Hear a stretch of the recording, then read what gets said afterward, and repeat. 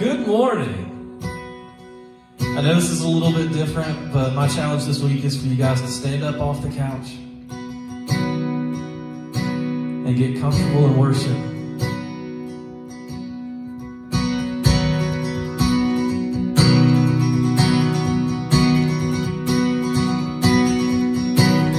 Our God in firm foundation, our rock, the only solid ground. The nations rise and fall,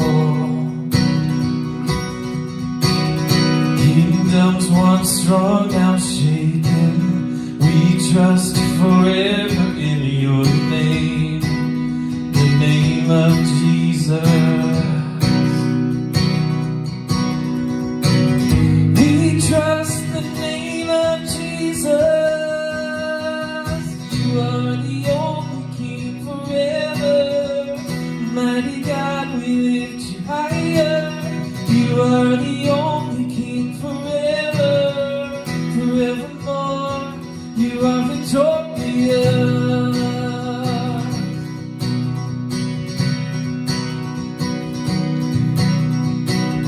Unmatched in all your wisdom, in love and justice you will reign, and every knee will bow. We bring our expectations, our hope is anchored in your name, the name of Jesus. Whoa, whoa, we trust the name of Jesus. You are the only King forever. Almighty God, we lift you higher. You are the only King forever, forevermore. You are victorious. You are the only King forever. Almighty God, we lift you higher. You are the only King forever, forevermore. You are victorious.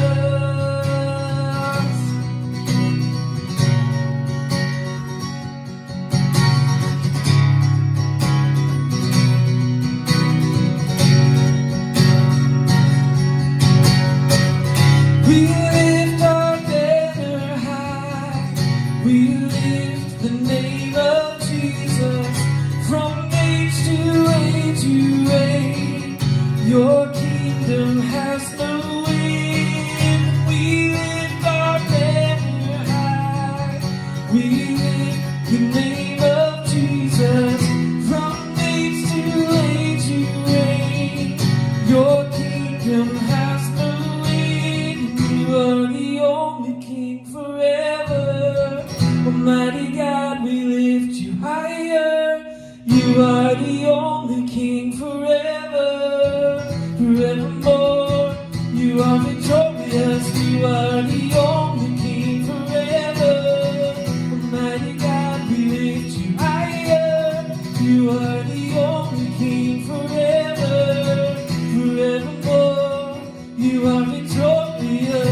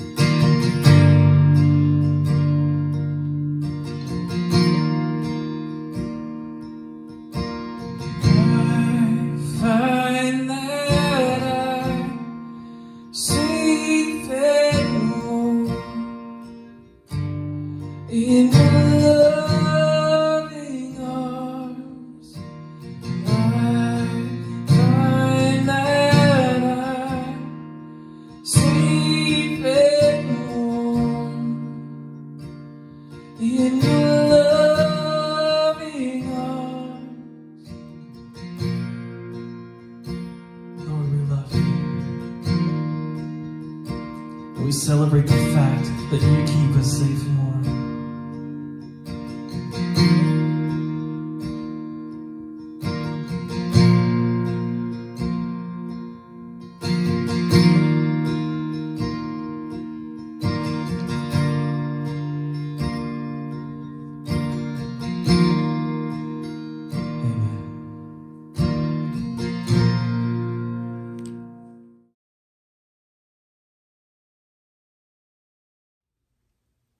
Hello, everybody. I want to welcome you to our Project Re3 online worship gathering. My name is Mike Giannopoulos, and I'm the pastor here. And I want to thank you so much for tuning in. And I'm excited. Today we are kicking off a brand new sermon series, and I'm ready to dive right in. So as we do that, I'm going to ask right now, if you would, to pray for me as I pray for you.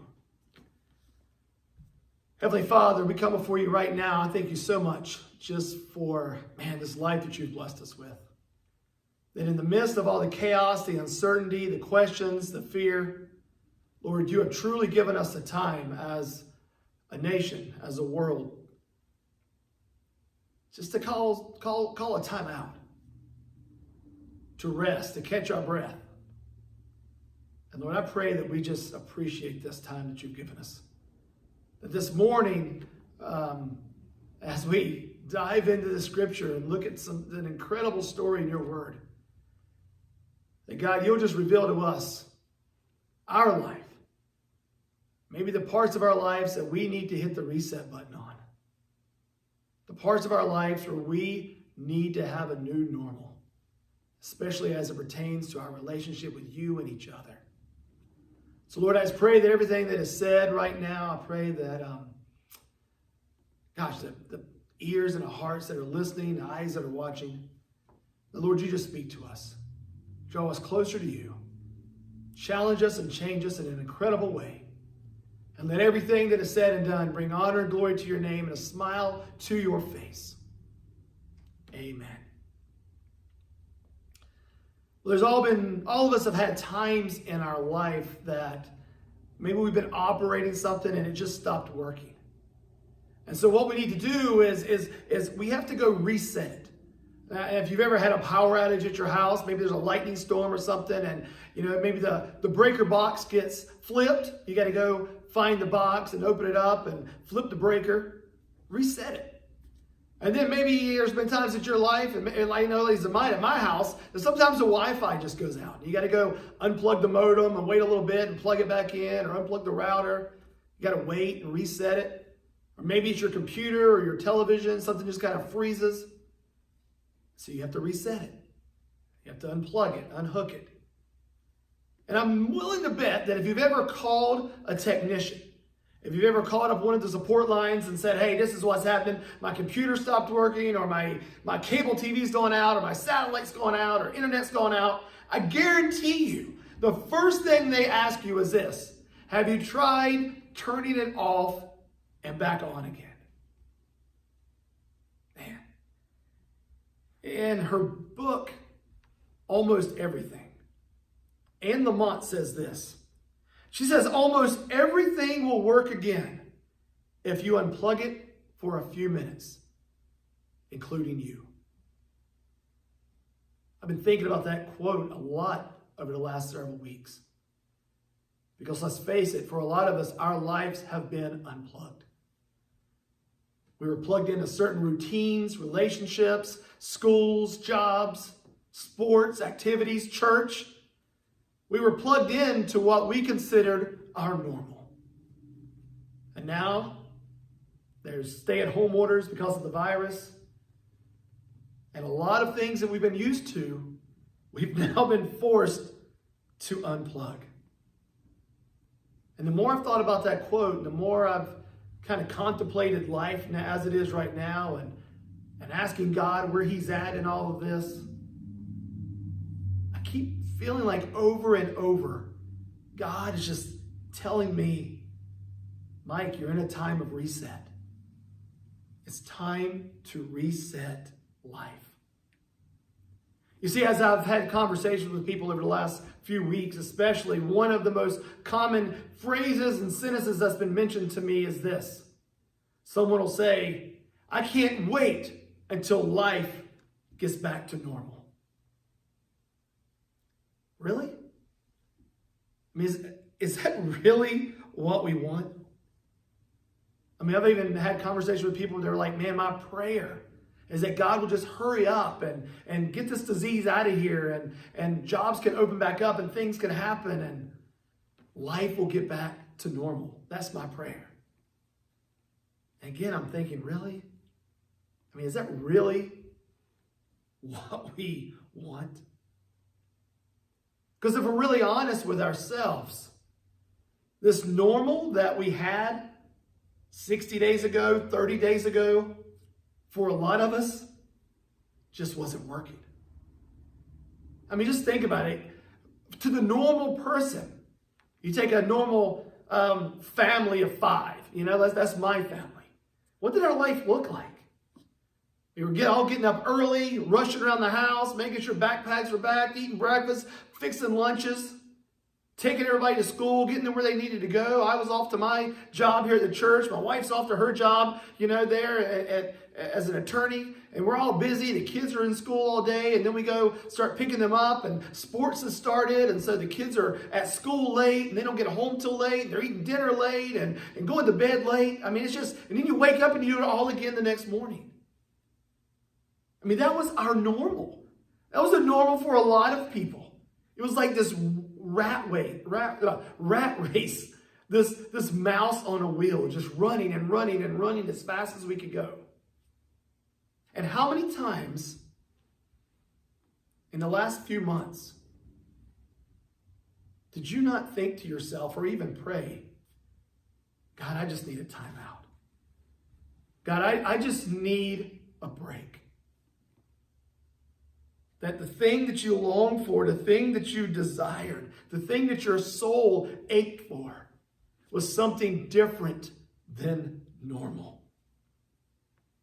That you wished that you just had space just to slow down a little bit. That there was margin in your life so that you didn't feel like you were always on the go and never had time to breathe. How many of us long just to have time to sit down and enjoy a cup of coffee with a friend? Or to sit down and work on that hobby that we've been putting off. Working out in our yard or cleaning the garage. Things that we longed for that seemed so simple. Desires that we had that it looked like we would never get around to. So the normal that we long for is the exact normal that we were trying to escape from. Does that make sense to us? Why do we want to go back to that? I mean, let's just pause for a moment. I mean, is that really what we hope for? To go back to that? In these last few weeks, I've found myself truly craving for something different. I enjoy this slower pace. I enjoy the fact that you see people walking up and down your street now. Neighbors that you haven't seen in forever because they're gone all day. And when they come home, they just go in their garage and shut the door and you never catch a glimpse of them. And now they're out and about and they're walking. I kind of enjoy the times when I have to go to the grocery store and I have to go pick something up that it's not shoulder to shoulder and it's not packed. I enjoy the fact that right now that actually, to me, people seem more civil. Like there's more grace being given. And maybe not on social media, but definitely I feel like in human interaction, face to face or mask to mask, it seems like there is. I think we're in a pretty cool spot right now. And I think if we really stop and think about it, God has us in a place of reset. So right now, our time has changed. Right now, the time that we're living in is different. It's not normal. And that's okay. Because shouldn't our desire be for a better normal? That just because we had normal 60 days ago or 90 days ago, and that was the life we lived, that doesn't mean that that was what God wanted for us. It doesn't mean that that normal was perfect. It didn't mean that that normal was the life that we were meant to ever live. So shouldn't we want a new normal out of this? A new pace of life, deeper relationships? Like, should we want all of these things? Yes. And that's why I'm so excited about this morning and kicking off this new series. Because we were entitling it Reset. Because I believe in my heart there has never been a better time for a fresh start than now. Never. We didn't have the time before. But now we have nothing but time. All the rules have been changed. Life is going to be different. So why not take advantage of that? Why not take advantage of this time that God has given us to reset? And so what we're going to do over the next few weeks is we're going to examine this idea of what a life looks like being reset. And we're going to examine our reset lives through the eyes and the lens of Joseph. Now, you guys remember Joseph, right? I mean, he's the guy with the real flashy coat. Yeah, that guy. You can read his story in the book of Genesis, chapter 39 through about chapter 50. It lays out this incredible story arc of his life. And just to kind of bring you up to speed on where he was at, because I believe Joseph's life was one reset after another. Just to kind of bring you up to speed, Joseph was a son of Jacob. And Jacob had a lot of sons. And Joseph was the second youngest, but he happened to be Jacob's favorite. And so one of the ways that he showed Joseph that he was his favorite is he did give him this coat. You know, this coat of many colors. So he gave it to him. It was flashy. It was symbolic. He gave Joseph this coat. And of course, his brothers were jealous. Like, what is this kid getting this coat for? Why does this kid have the apple of dad's eye? Like it's not fair. But that was life. Joseph was his father's favorite. And then Joseph started having dreams. And in these dreams, they were very symbolic in nature. And the dreams kind of spoke to Joseph of his family ultimately bowing down to him.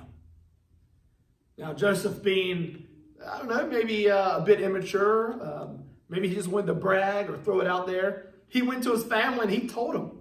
He told his brothers, he told his dad. He's like, hey, look, these are the dreams that I've been having. What do you think about that? His father scolded him, like, what are you doing? You can't tell people those dreams. No. Well, that just made his brothers angrier. It made his brothers hate him even more. So one day his brothers are out working in the field and they're taking care of their flock. And Joseph, of course, is at home hanging out with dad. And his dad tells Joseph, he says, hey, why don't you go out and check on your brothers and make sure that they're doing what they're supposed to be doing. So Joseph takes off and he's going and, traveling a little bit of ways. They go to the land that they had and go to the fields there and make sure his brothers were doing what they're supposed to. Well, his brothers saw Joseph coming. And they started plotting. And they said, hey, you know what? When he gets here, let's just kill him. Let's just get rid of him once and for all. And one of the brothers spoke up and said, we can't do that. Are you insane? Like, we can't kill our brother. And they said, hey, you know what, though? There's a big well over there. What if we just rough him up and throw him in that well until we decide what we're going to do with him? So they all agreed that that's what they're going to do. And sure enough, that's what they did. Joseph shows up. His brothers rough him up. They throw him in the well. And then his brothers go and eat lunch. And while they're eating lunch, some slave traders come by. And they find this kid in this well. And they ask his brothers, hey, do you know anything about this? And his brothers are like, well, yeah, that's our brother. And but you know what? You can have him. We'll sell him to you. He'd make a great slave. So they sold their brother into slavery. So here's this kid that was the apple of his father's eye. That was having everything handed to him. Literally born with a silver spoon in his mouth. He goes from that to a well to slavery. Joseph's life was reset in that moment. So these slave traders take Joseph and they head off to Egypt. And they arrive in Egypt and they sell him into the slave trade. And there's a guy by the name of Potiphar who buys him. So he buys Joseph and he puts Joseph, with his other slaves and his servants. And Joseph starts working, and he's a hard worker. I mean, Joseph is impressive. And he starts working his way up through the ranks there in Potiphar's house. And he goes from one servant level to the next, one slave level to the next. And Potiphar is just like enamored with this guy. And before you know it, Potiphar had put Joseph in charge of his entire household.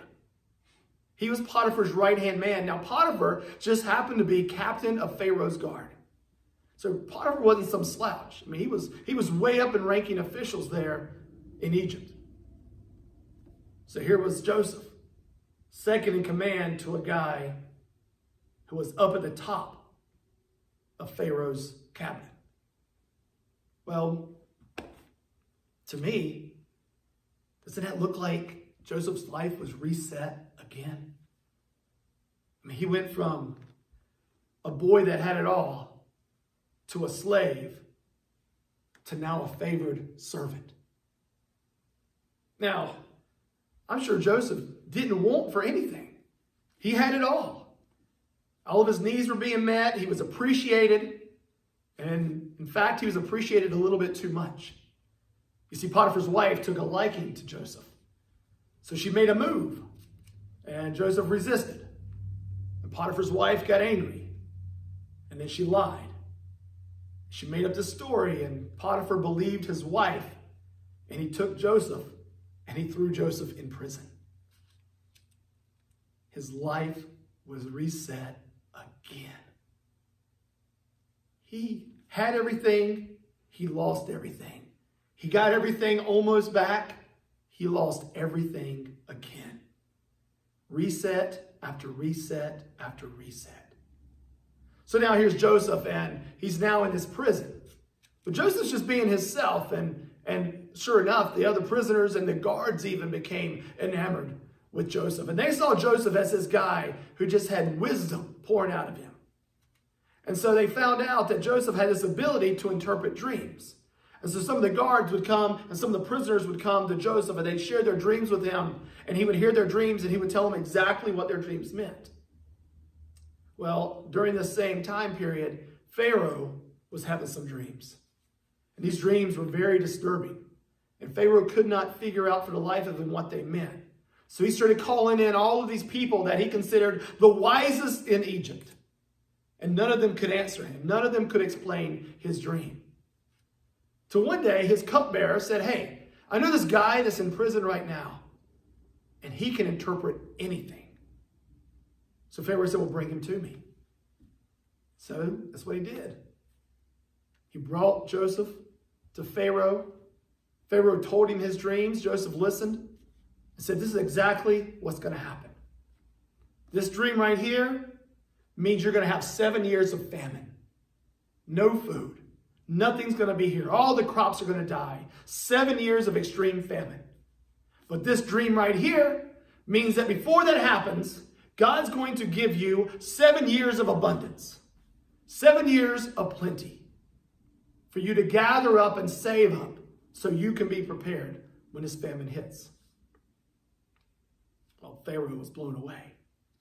And he was so impressed with Joseph that he made Joseph governor of Egypt. Life reset again. From everything to nothing, to everything to nothing, back to everything. And in fact, at this moment, he had more authority and power and influence than he had ever had in his life. So for the next 7 years, Joseph was the governor of Egypt, and he ruled over Egypt, and he had everyone do exactly what the dream said, and they gathered food, and they saved food, and they were ready. And then sure enough, the 7 years of famine hit. But Egypt was ready because of Joseph's faithfulness to God and believing that God had this. So, of course, the neighboring territories and countries would come into Egypt and try to buy food for themselves because they weren't prepared. Well, as fate would have it, one day Joseph's brothers rolled back into town. And Joseph saw them and he recognized them. But they didn't recognize him. So what Joseph did was, through a series of events and I don't know what else to call it, but ultimately little games, I guess. He threw out some stuff, tried to throw out some hints, had his brothers running around doing different things, stressing them out. They finally came back and he revealed himself to them. He said, guys, I am your brother, the one you threw into the well. And they were terrified. They realized that he was exactly who he said he was, except now he had the position of power. He had the position of authority. And he looked at his brothers and he said, look, I know you're scared, but you don't need to be scared because I'm not angry about my life. I'm not angry about where I've been. I'm not angry about where I'm at now, obviously. I'm not vengeful at all. And in fact, in Exodus chapter 50, verse 19 and 20, it says this. But Joseph said to them, don't be afraid. Am I in the place of God? You intended to harm me, but God intended it for good, to accomplish what is now being done, the saving of many lives. Did you catch that? Am I in the place of God? You intended to harm me, but God intended for good to accomplish what is now being done, the saving of many lives. Joseph's life had been reset again. So maybe that's where your life is right now. Maybe God right now has you in a place just like Joseph of reset. In the midst of this virus, in the midst of the lockdown, in the midst of the uncertainty, what the enemy intends for harm, what if God can intend it for good?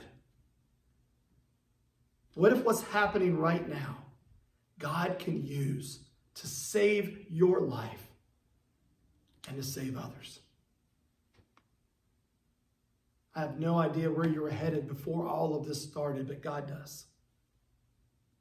We have no idea where those around us were headed before all of this started, but God does. Our marriages, our family, our relationship with our kids, our parents, our jobs, our careers. Maybe it wasn't headed where we thought it was. Or maybe we were so busy and so caught up in that rat race, we never once took time to think about where our destination was going to be. But here's the deal. Joseph's life was full of resets. Over and over and over, his life was reset. But if you go and read Genesis, I guarantee you this. What you will not see is Joseph sitting around wallowing in pity. You will see a guy, a man, who said, you know what? This is the hand I've been dealt right now. So be it. I believe this is where God put me. I believe that something fruitful is going to come out of it. I'm going to do my part. I'm going to trust God, and I'm going to allow God to reset my life. And maybe that's something I need to hear and you need to hear also. That this is not a time for us to be scared. This is not a time for us to live in fear. This is not a time for us to sit in pity, worrying about all the things that we might lose or we have lost. What if we sat down and actually trusted God with our lives? What if we said, God, you know us better than we know us. You know the future, we don't. God, if this is a reset, if this is a reset of my marriage, if this is a reset with my family, if this is a reset of my job, of my career, of our church, then so be it. Let us remain faithful. Let us trust God in the midst of this uncertainty. And let God reset the things in our lives that need to be set right. What if God has a new normal for us that's going to be better than anything we ever could have imagined? What if what the enemy intended for harm, God actually is going to intend for good? Let's use this time right now to allow God to reset our lives. There's been no better time ever before for a fresh start than right now. So what's stopping you?